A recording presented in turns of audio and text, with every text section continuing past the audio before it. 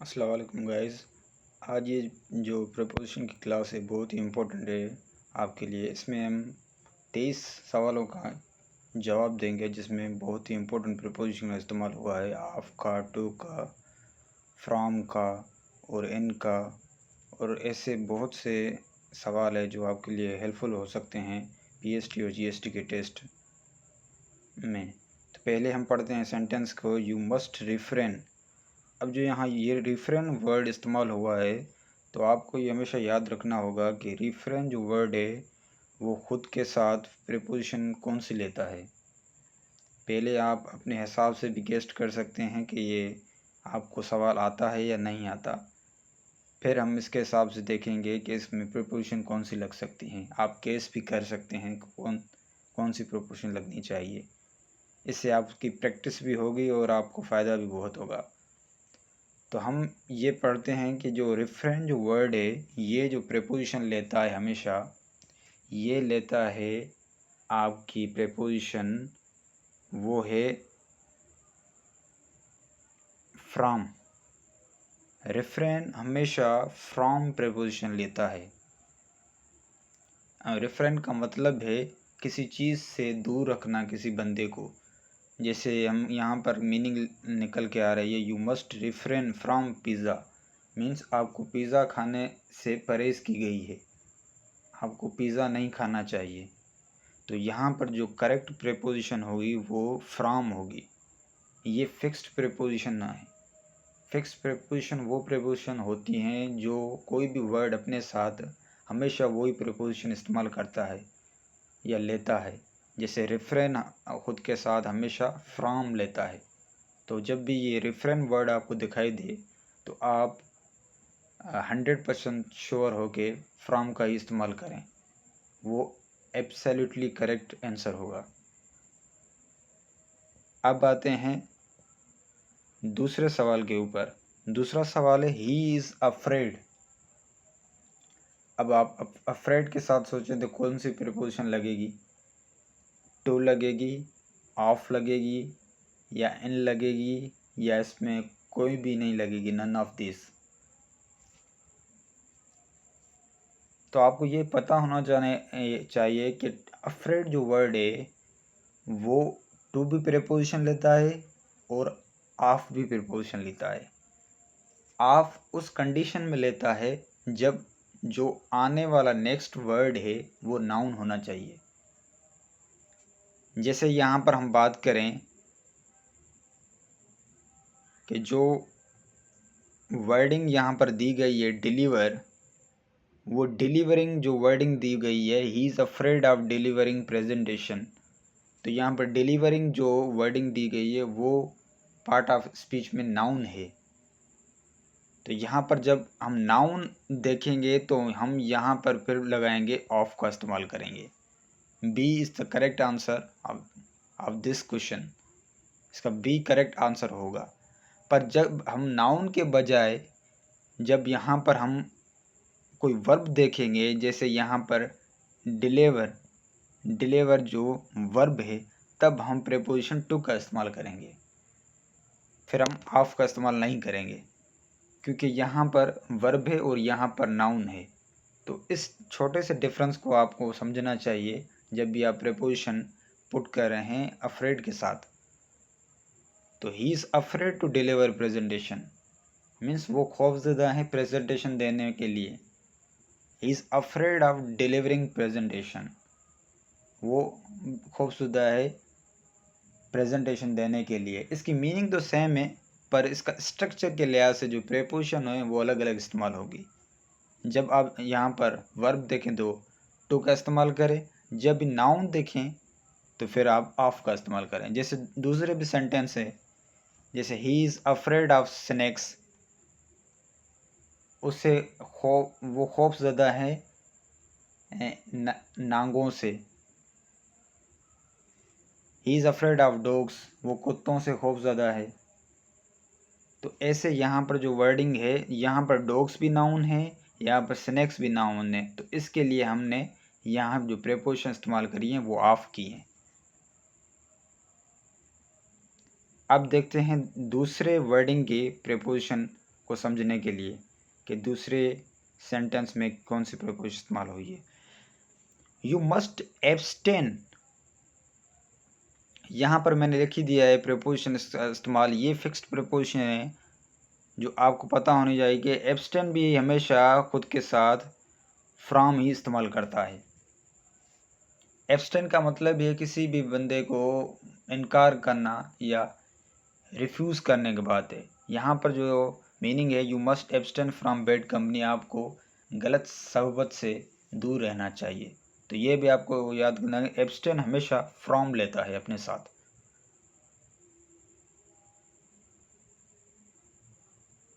अब आ जाते हैं, he has visited dash Karachi to for in या नन ऑफ दिस। अब विजिटेड में भी थोड़ा बहुत कन्फ्यूज़न है फ्रेंड्स। यहाँ पर ये कन्फ्यूजन है कि विजिटेड जब वर्ब आता है तो ये अपने साथ जो प्रेपोजिशन लेता है वो लेता है कोई भी नहीं।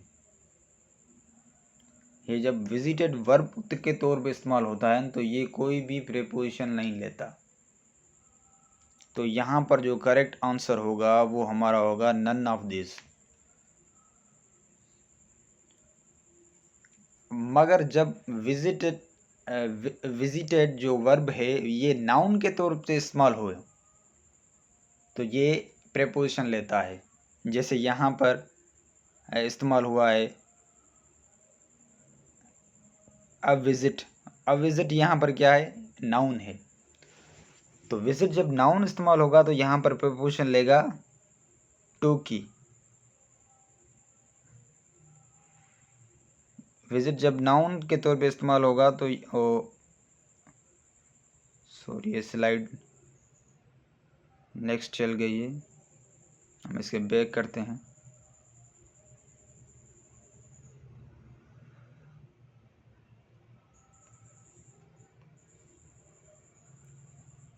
तो विजिट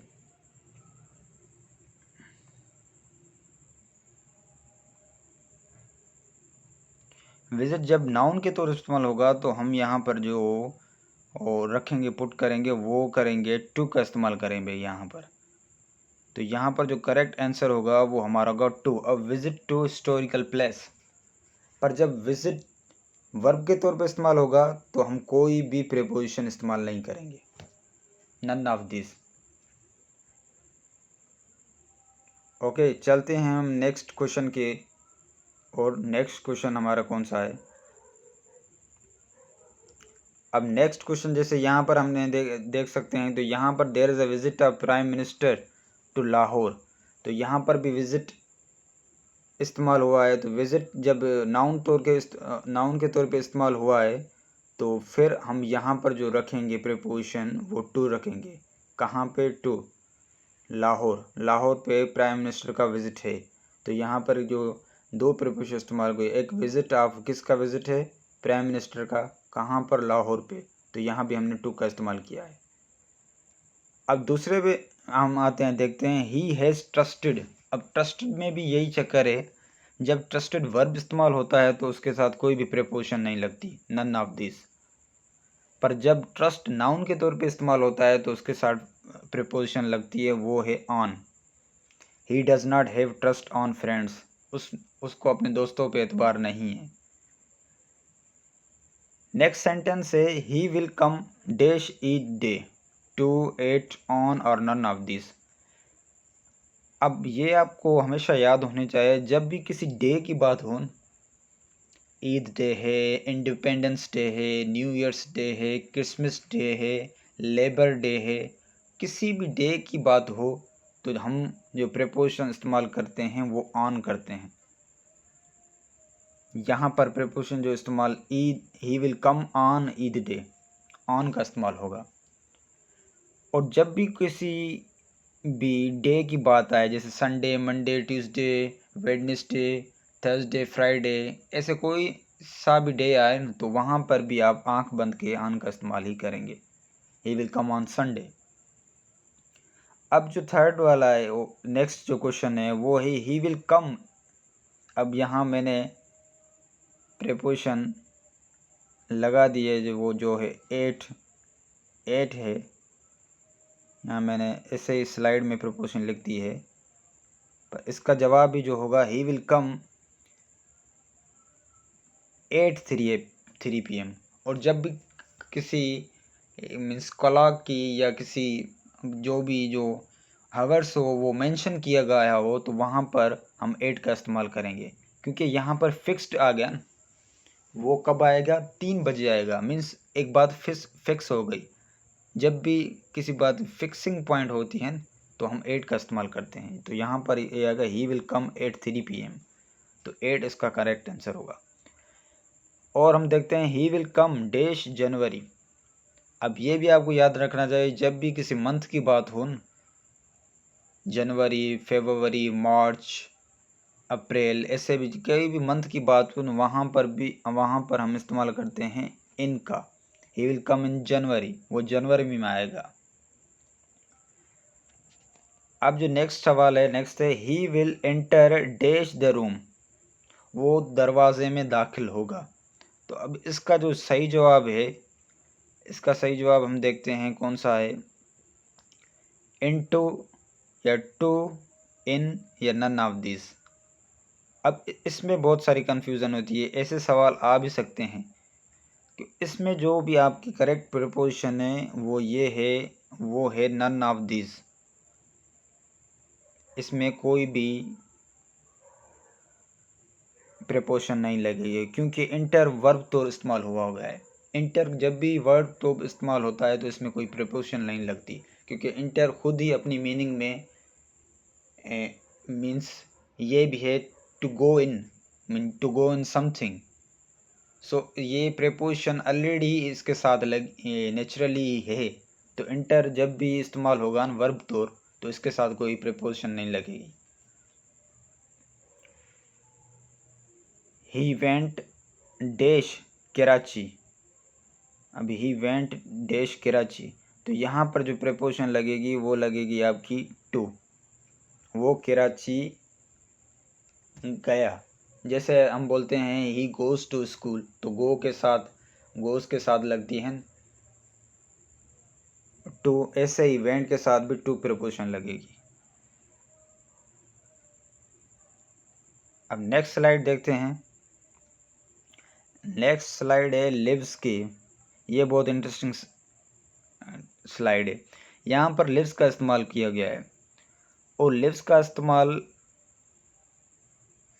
यहाँ पर क्या दो प्रीपोजिशन लगेंगे, he lives dash Lahore dash Shahi Qila या दाता दरबार।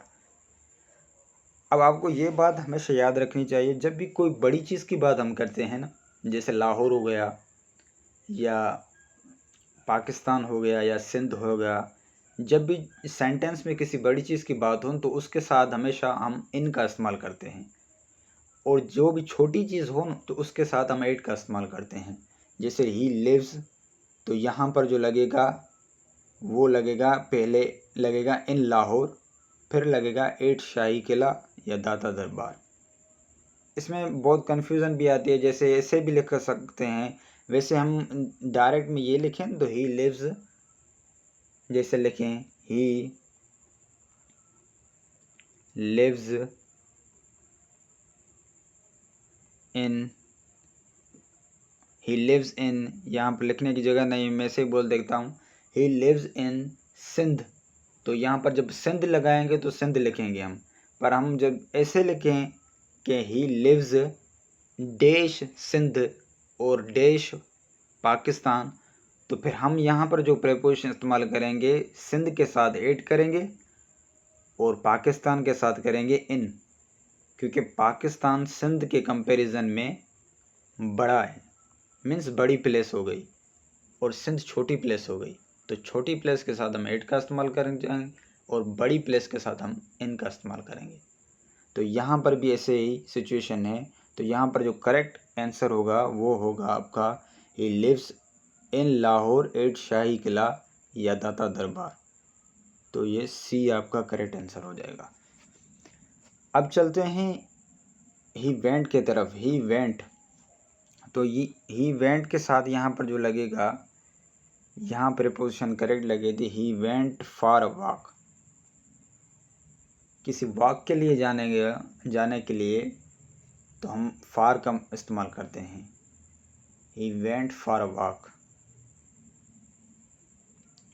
अब ही लिव्स की बात आई, जब स्ट्रीट की बात हो लिव्स के साथ, तो हम स्ट्रीट का जनरल सेंस में जब इस्तेमाल करें ऐसे ही बिना स्ट्रीट के नाम दिए, तो फिर हम यहाँ पर इस्तेमाल करेंगे ही लिव्स इन का इस्तेमाल करेंगे।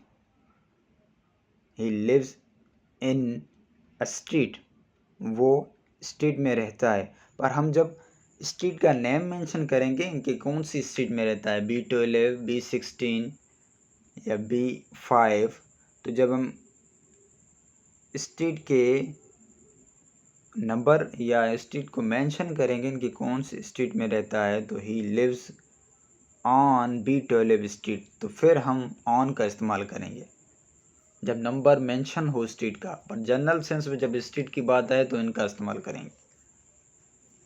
अब आते हैं अगो और बिफोर के डिफरेंस को समझने के लिए। वैसे बिफोर का मतलब भी पहले, अगोर का मतलब भी पहले है, पर इंग्लिश लैंग्वेज में इन दोनों का डिफरेंस बहुत है। जैसे सेंटेंस है he paid the fee a few days ago, उसने फ़ी जमा करा दी कुछ दिन पहले। दूसरा sentence he paid the fee a few days before fixed date, उसने फ़ी पहले कुछ दिन पहले फिक्स डेट से पहले, उसने फिक्स डेट से पहले ही फ़ी जमा करा दी। उसने कुछ दिन पहले फिक्स डेट से पहले ही फ़ी जमा करा दी। तो यहाँ पर जो डिफरेंस है वो डिफरेंस ये है, यहाँ पर जब हम अगो का इस्तेमाल करेंगे तो अगो की जो मीनिंग आ रही है वो ये कह रहा है कि कुछ दिन पहले उसने फ़ी जमा करा दी है। और यहाँ पर जो मीनिंग है वहाँ पर ये फिक्स डेट से पहले उसने फ़ी जमा कराई है। मीन्स जब भी बिफोर का हम इस्तेमाल करेंगे ना, तो कुछ वहाँ पर एडिशन में कुछ देंगे कि किस चीज़ के पहले मैंने ये काम किया। जैसे कहते हैं ही reached eight party before my invitation, वो मेरे इन्विटेशन से पहले ही पार्टी पे पहुंच गया। तो यहाँ पर बिफोर का जब भी इस्तेमाल हम करेंगे तो कुछ चीज़ एडिशन में हम देंगे। ऐसे नहीं है कि ऐसे लिख दें ही reached at the party before, ऐसे नहीं लिखेंगे। तो वहाँ पर हम कुछ ना कुछ एडिशन के दौर में देंगे कि फिक्स डेट से पहले वो आ गया। जैसे हम कहते हैं the train arrived before he reached, उससे पहले ही पहुंचने के लिए ट्रेन रुक गई या ट्रेन पहुंच गई। तो ये भी एक बिफोर का सेंटेंस इस्तेमाल है। तो जब भी बिफोर हम इस्तेमाल करें कुछ चीज़ उसमें एडिशन में देंगे, फिक्स डेट वगैरह, नहीं तो हम अगो का इस्तेमाल करेंगे ऐसे जनरल सेंस में कि उसने कुछ दिन पहले ये काम किया। ये इसका गाइस डिफरेंस था। तो आज की वीडियो आपको बहुत पसंद आई होगी, क्योंकि ये वीडियो बहुत ही अहम थी आपके PST GST के सवालों के लिए। और उसमें भी इस तरह से ही सवाल जवाब आते हैं जो आपको हल करने होते हैं, क्योंकि पेपर वालों का मोटिव यही रहता है कि आपको कंफ्यूज करें किसी भी सवाल पे, किसी भी चीज़ पे। जैसे आप कंफ्यूज हो जाएंगे तो आप डायरेक्टली गलत ही आंसर देंगे। तो उन पेपर वालों का काम ये होता है कि स्टूडेंट को कंफ्यूज करें कि उसका कॉन्सेप्ट क्लियर है कि नहीं, वो रॉन्ग क्वेश्चन को टिक करे। बाकी बहुत इजी क्वेश्चंस तो एक्सपेक्टेड नहीं होते टेस्ट वगैरह में। सो आपको ये अगर वीडियो अच्छी लगी हो तो आप सब्सक्राइब करें और भी अच्छी ऐसी वीडियो देखने के लिए जो प्रीपोजिशन, एरर डिटेक्शन और इंग्लिश के पोर्शन के लिए फ़ायदेमंद होगी। आपके देखने का बहुत शुक्रिया। Take care, God bless you.